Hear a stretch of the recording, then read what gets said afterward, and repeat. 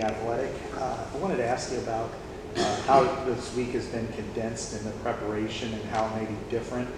Is it any different at all from what you experienced, like say going to Maryland a few years ago, or is it just, hey, it's just another hour and 20 minutes in the air and that's the only difference that you run into? Yeah, that's probably the best comparative, really, and yeah, it was different. Now you're going East Coast versus West Coast, but we're probably just, handling pretty much the same as we did that trip. We didn't make a big deal of it. I told the team, when I was at Maine, we drove to Rutgers, whatever that was, 9 or 10 hours, which we split up going down, but coming back, it was a straight shot. So this is not, this is not exactly a big challenge that way. And, the weather probably be a little better too, but yeah, so we're just trying to minimize all that and just, it's another away game. It is a short week and we've had, I think, 11 of those since 15. So, just it is what it is and kind of part of college football nowadays.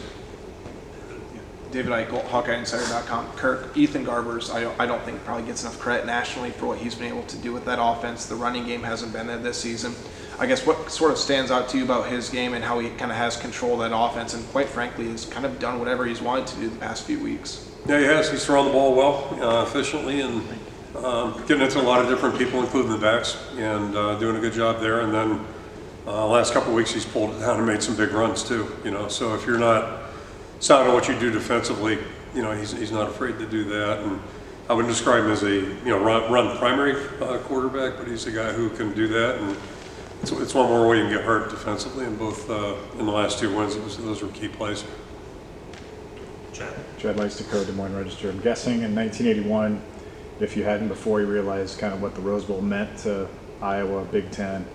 0 for 3 as a coach there, assistant head coach. But what would it mean, I guess, or what does this mean to you personally, and also just knowing that Iowa hasn't won inside the Rose Bowl in 66 years? Yeah, we did really well there in the 50s, right? Yeah. Really well. Good record. And then it's funny bringing that up because after our Washington game, I got a very nice text from one of our good players from that team, and he says he still carries in the scar tissue from that day. I still remember a punt that went about 70 yards. Reggie punted about 70 yards, and we had the offensive line in those days covering the punt. So you can just imagine the visual, the gap between the ball and the wave coming to cover.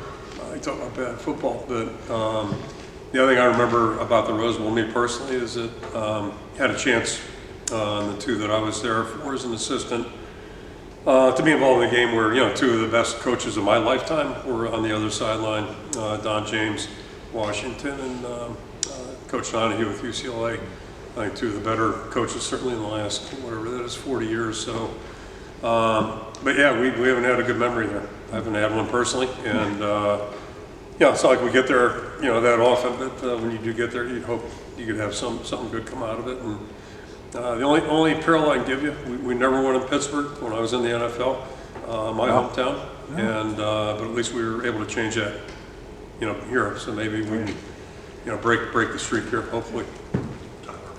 Tyler Tashman with the Des Moines Register. When there was you had an opening at offensive line coach a few years ago. Just what do you remember about what sort of stood out about George during that process and kind of made you feel confident in that hire? He first and foremost, as you met, anytime we hire anybody, you want to talk to people that really know them and that have worked with them. And one of the guys I really have a ton of respect for in this profession actually worked with George at Illinois and basically mentored him. So he spoke very highly of George. And then it was really, we had breakfast when he came in. It was a Saturday morning, so we had breakfast downtown. And came in and started talking football, and it was like probably 5 minutes into the conversation where I felt pretty good about things. And then coincidentally, Brock Speck told me the exact same thing when Brock hired him at Illinois State. He said 5 minutes into the interview, it was like, this is our guy. I've got a lot of respect for Brock. I have ever since got back here 26 years ago when he was at Purdue, and then certainly at Illinois State. So. And then, but there are a lot of things going to it. You got to get someone who you think is really competent at the coaching component of it, but also they've got to be people that are going to bring something to our staff, something different, unique, but also be team players. You know, we ask our players to be, you know, part of a team, and that's the same thing with the coaching staff. And I've seen it both ways. And it's just good to get guys that are really focused on moving the team forward. And that's, you know, George fits all of those categories. He's a really good teacher, just a really good human being. You know, great family, and that's not a requisite, but it's, you know, a sidecar, if you will, and a positive thing. So it's just, yeah, he's really done a great job, and I know out there he gets maligned a little bit. I guess that's after the quarterback, after the coordinator. But, you know, offensive line coaches catch a lot of crap too, and doesn't seem to faze him. You know, he just keeps working and keep coaching.